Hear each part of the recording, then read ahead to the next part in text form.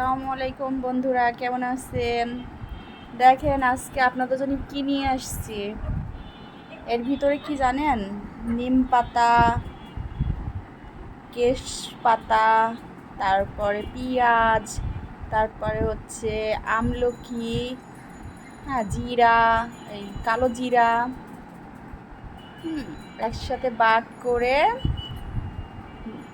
রস করে মাথায় দিব। চুল পড়া বন্ধ হবে, ঠিক আছে? চুল লম্বা হবে, চুল গজাবে। আপনারা দিতে পারেন।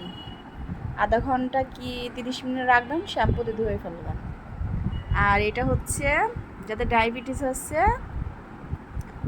তারা খেতে পারেন। আমার ডায়াবেটিস নেই, আমি এমনিতে খাবো।